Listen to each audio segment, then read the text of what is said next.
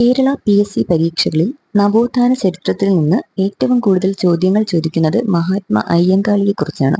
LDC, VEO, secretariat assistant, KAS തുടങ്ങിയ പരീക്ഷകളിലെല്ലാം ഇദ്ദേഹത്തെക്കുറിച്ച് ആവർത്തിച്ചു വരുന്ന ചോദ്യങ്ങൾ നിരവധിയാണ്. ഈ ഒരൊറ്റ വീഡിയോയിലൂടെ അയ്യങ്കാളിയെക്കുറിച്ച് PSC ചോദിച്ചിട്ടുള്ളതും ഇനി ചോദിക്കാൻ സാധ്യതയുള്ളതുമായ 100-ലധികം ഫാക്ടറുകൾ നമ്മൾ പഠിക്കാൻ പോവുകയാണ്. ഒരൊറ്റ മാർക്ക് പോലും നഷ്ടപ്പെടാതെ പൂർണ്ണമായി പഠിക്കാൻ വീഡിയോ അവസാനം വരെ കാണുക. ആദ്യം തന്നെ അദ്ദേഹത്തിന്റെ ജനനവും ആദ്യകാല ജീവിതവുമായി ബന്ധപ്പെട്ട PSC ചോദ്യങ്ങൾ നോക്കാം. 1863 ഓഗസ്റ്റ് 28-നാണ് അയ്യങ്കാളി ജനിച്ചത്. 1863 ഓഗസ്റ്റ് 28-നാണ് അയ്യങ്കാളി ജനിച്ചത്. തിരുവനന്തപുരം ജില്ലയിലെ വെങ്ങാനൂരിലെ പെരുങ്കാറ്റുവിളയിലാണ് അദ്ദേഹം ജനിച്ചത്. അപ്പോൾ അദ്ദേഹം ജനിച്ചത് തിരുവനന്തപുരം ജില്ലയിലാണ്, വെങ്ങാനൂർ എന്ന സ്ഥലത്ത് പെരുങ്കാറ്റുവിളയിലാണ് ജനിക്കുന്നത്.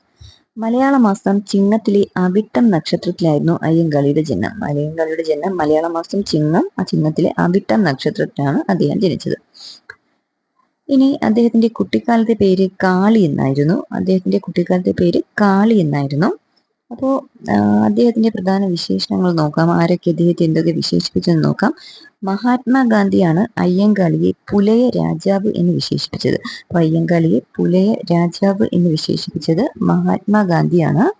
1937 വെങ്ങാനൂരിൽ വെച്ചാണ് ഗാന്ധിജി അദ്ദേഹത്തെ കണ്ടുമുട്ടിയത്. അപ്പോൾ അയ്യങ്കാളിയും ഗാന്ധിജിയും തമ്മിൽ കണ്ടുമുട്ടുന്നത് 1937 വെങ്ങാനൂരിൽ വെച്ചാണ്. അപ്പോൾ മുൻ പ്രധാനമന്ത്രി ഇന്ദിരാഗാന്ധി അദ്ദേഹത്തെ ഭാരതത്തിന്റെ ധീരപുത്രൻ എന്ന് വിശേഷിപ്പിച്ചു. അപ്പോൾ ഭാരതത്തിന്റെ ധീരപുത്രൻ എന്ന് അയ്യങ്കാളിയെ വിശേഷിപ്പിച്ച മുൻ പ്രധാനമന്ത്രി ആരാണ്? അത് ഇന്ദിരാഗാന്ധിയാണ്. ഇന്ദിരാഗാന്ധി അയ്യങ്കാളിയെ വിശേഷിപ്പിച്ചത് ഭാരതത്തിന്റെ ധീരപുത്രൻ എന്നാണ്. അതുപോലെ കേരളത്തിന്റെ സ്പാർട്ടക്കസ് എന്നറിയപ്പെടുന്നതും അയ്യങ്കാളിയാണ്.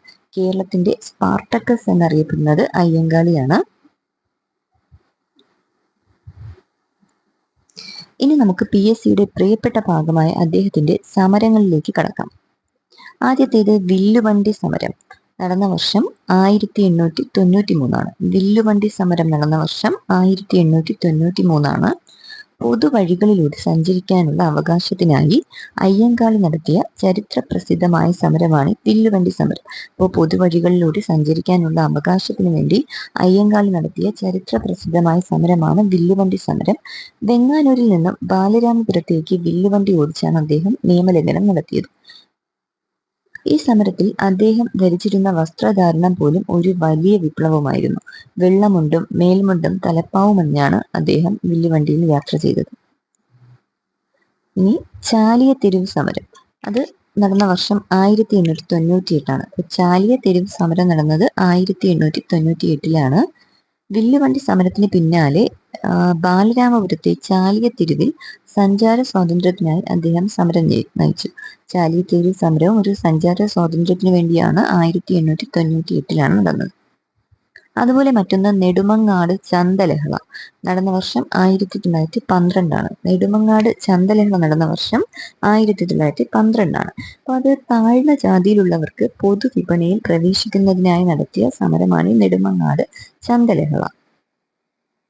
അതുപോലെ മറ്റൊന്ന് പുത്തൻ ചന്തലഹള നടന്ന വർഷം 1915. പുത്തൻ ചന്തലഹള നടന്ന വർഷം 1915. നെടുമങ്ങാട് ലഹളയ്ക്ക് ശേഷം പൊതുവഴികളിലെ സഞ്ചാര സ്വാതന്ത്ര്യം പൂർണ്ണമാക്കാൻ നടത്തിയ മറ്റൊരു പ്രധാന സമരമാണ് പുത്തൻ ചന്തലഹള.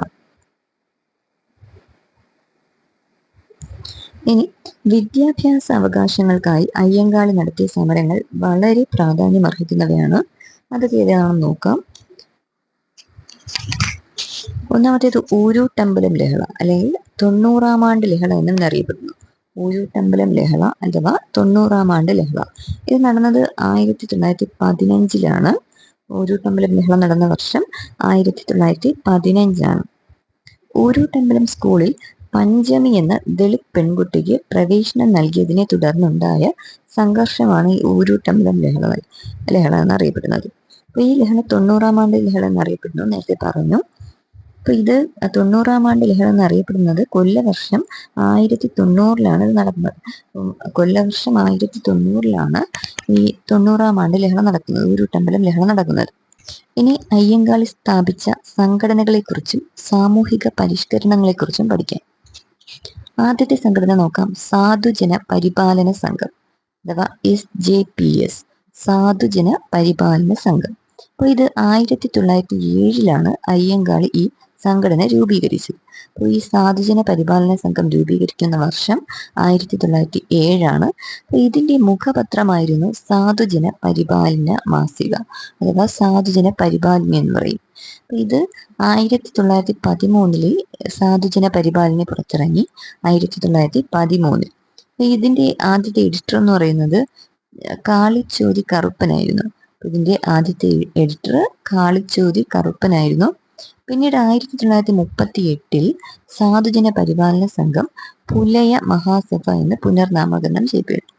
അപ്പോൾ സാധുജന പരിപാലന സംഘം പുലയ മഹാസഭ എന്ന് പുനർനാമകരണം ചെയ്യപ്പെട്ടത് 1938. ഇനി മറ്റൊന്ന് നോക്കാം, കല്ലുമാല സമരം. അപ്പോൾ അതിന്റെ മറ്റൊരു പേരാണ് പെരിനാട് ലഹള. കല്ലുമാല സമരം അല്ലെങ്കിൽ പെരിനാട് ലഹള അത് നടന്ന വർഷം 1915. നേതൃത്വം കൊടുത്തത് അയ്യങ്കാളിയാണ്. അപ്പോൾ കൊല്ലത്തെ പെരിനാട്ടിൽ വെച്ചാണ് ഈ സമരം നടക്കുന്നത്. അപ്പോൾ അക്കാലത്ത് കീഴ്ജാതി സ്ത്രീകൾക്ക് സ്വർണമോ വെള്ളിയോ ധരിക്കാൻ അവകാശമുണ്ടായിരുന്നില്ല. അപ്പൊ അവർ കല്ലും കണ്ണാടിയും കൊണ്ടുള്ള മാലകളാണ് ധരിച്ചിരുന്നത്. അപ്പോൾ കീഴ്ജാതിക്കാരായ സ്ത്രീകൾക്ക് സ്വർണമോ വെള്ളിയോ ഒന്നും ധരിക്കാനുള്ള അവകാശം ഉണ്ടായിരുന്നില്ല. അവർ അതിനു പകരം ധരിച്ചിരുന്നത് കല്ലും കണ്ണാടിയും ഒക്കെ കൊണ്ടുള്ള മാലകളാണ് ധരിച്ചിരുന്നത്. ഈ അടിമത്തത്തിന്റെ അടയാളമായ കല്ലുമാലകൾ പൊട്ടിച്ചെറിയാൻ അയ്യങ്കാളി ആഹ്വാനം ചെയ്തു. അപ്പോൾ അവർക്ക് അവരുടെ ഈ കല്ലുമാലകൾ, അടിമത്തത്തിന്റെ അടയാളമായിരുന്ന കല്ലുമാലകൾ പൊട്ടിച്ചെറിയാൻ വേണ്ടി അയ്യങ്കാളി സ്ത്രീകളെ പ്രേരിപ്പിച്ചു. അങ്ങനെ 1915 ഡിസംബറിൽ കൊല്ലം പീരങ്കി മൈതാനിയിൽ വെച്ച് നടന്ന ചരിത്ര പ്രസിദ്ധമായ സമ്മേളനത്തോടെ കല്ലുമാലകൾ സ്ത്രീകൾ കൂട്ടത്തോടെ ഉപേക്ഷിച്ചു. ഈ കല്ലുമാല സമരം നടന്ന വർഷം 1915. ഇനി അയ്യങ്കാളിയുടെ രാഷ്ട്രീയ പാർലമെന്ററി ജീവിതത്തിൽ നിന്നുള്ള പ്രധാന പോയിന്റുകളാണ് നമ്മൾ നോക്കുന്നത്. അപ്പോൾ അദ്ദേഹം ശ്രീമൂലം പ്രജാസഭയിൽ അംഗമായിരുന്നു. അപ്പോൾ അത് ആ വർഷം ഇമ്പോർട്ടൻ്റ് ആണ്. 1911 ഡിസംബർ 5 അയ്യങ്കാളി തിരുവിതാംകൂറിലെ ശ്രീമൂലം പ്രജാസഭയിലേക്ക് നാമനിർദ്ദേശം ചെയ്യപ്പെടുന്നത്.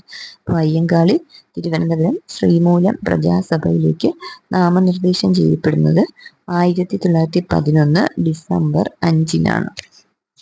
ഒരു നിയമനിർമ്മാണ സഭയിലേക്ക് തിരഞ്ഞെടുക്കപ്പെടുന്ന അല്ലെങ്കിൽ നാമനിർദ്ദേശം ചെയ്യപ്പെടുന്ന ആദ്യത്തെ ദളിത് വ്യക്തിയായിരുന്നു അദ്ദേഹം. ഒരു നിയമനിർമ്മാണ സഭയിലേക്ക് തിരഞ്ഞെടുക്കപ്പെടുന്നതോ അല്ലെങ്കിൽ നാമനിർദ്ദേശം ചെയ്യപ്പെടുന്നതോ ആയ ഒരു ദളിത് വ്യക്തി, ആദ്യത്തെ ദളിത് വ്യക്തിയായിരുന്നു അദ്ദേഹം. തുടർച്ചയായി 28 വർഷം അദ്ദേഹം പ്രജാസഭയിൽ അംഗമായിരുന്നു. ഈ ശ്രീമൂലം പ്രജാസഭയിൽ തുടർച്ചയായി 28 വർഷം അയ്യങ്കാളി അംഗമായിരുന്നു. ഈ പ്രജാസഭയിൽ അദ്ദേഹം നിരന്തരമായി ദളിതരുടെ സൗജന്യ വിദ്യാഭ്യാസം, സർക്കാർ ജോലികളിലെ പ്രാതിനിധ്യം, ഭൂമി ലഭ്യത എന്നിവയ്ക്കായിട്ടൊക്കെ വാദിച്ച ആളാണ്. ഇപ്പോൾ പ്രജാസഭയിൽ, ശ്രീമൂലം പ്രജാസഭയിൽ ദളിതരുടെ ആവശ്യങ്ങൾക്ക് വേണ്ടി വാദിച്ച ഒരു നേതാവാണ് അയ്യങ്കാളി. ഇനി അദ്ദേഹത്തിന്റെ മരണത്തെക്കുറിച്ച് പറയുകയാണെങ്കിൽ 1941 ജൂൺ 18 അദ്ദേഹം അന്തരിക്കുന്നത്. അപ്പൊ ഈ വിപ്ലവ നായകൻ അന്തരിച്ചത് 1941 ജൂൺ 18. 1941 ജൂൺ 18. അദ്ദേഹത്തിന്റെ ഭൗതിക ശരീരം അടക്കം ചെയ്തിരിക്കുന്നത് ജന്മനാടായ വെങ്ങാനൂരിലാണ്. അയ്യങ്കാളിയുടെ ഭൗതിക ശരീരം അടക്കം ചെയ്തിരിക്കുന്നത് ജന്മനാടായ വെങ്ങാനൂരിലാണ്. അദ്ദേഹത്തിന്റെ ഓർമ്മയ്ക്കായി വെങ്ങാനൂരിൽ അയ്യങ്കാളി സ്മൃതി മണ്ഡപം സ്ഥിതി ചെയ്യുന്നു. അപ്പൊ അയ്യങ്കാളിയുടെ ഓർമ്മയ്ക്കായുള്ള അയ്യങ്കാളി സ്മൃതി മണ്ഡപം സ്ഥിതി ചെയ്യുന്നത് വെങ്ങാനൂരിലാണ്. അപ്പോൾ മഹാത്മാ അയ്യങ്കാളിയെ കുറിച്ച് PSC പരീക്ഷകളിൽ വരാൻ സാധ്യതയുള്ള എല്ലാ പ്രധാന വിവരങ്ങളും നമ്മൾ ഈ വീഡിയോയിൽ ഉൾപ്പെടുത്തിയിട്ടുണ്ട്. അപ്പോൾ ഈ പോയിന്റുകൾ വീണ്ടും കേട്ട് കൃത്യമായി നോട്ട് എഴുതി പഠിക്കുക. ഈ വീഡിയോ നിങ്ങൾക്ക് ഉപകാരപ്പെട്ടെങ്കിൽ തീർച്ചയായും ലൈക്ക് ചെയ്യുക. നിങ്ങളുടെ PSC പഠിക്കുന്ന കൂട്ടുകാരിലേക്ക് ഷെയർ ചെയ്യുക. കൂടുതൽ നവോത്ഥാന നായകന്മാരെ കുറിച്ചുള്ള ക്ലാസ്സുകൾക്കായി ഈ ചാനൽ ഇപ്പോൾ തന്നെ സബ്സ്ക്രൈബ് ചെയ്യുക. അടുത്ത ക്ലാസ്സിൽ കാണാം. നന്ദി.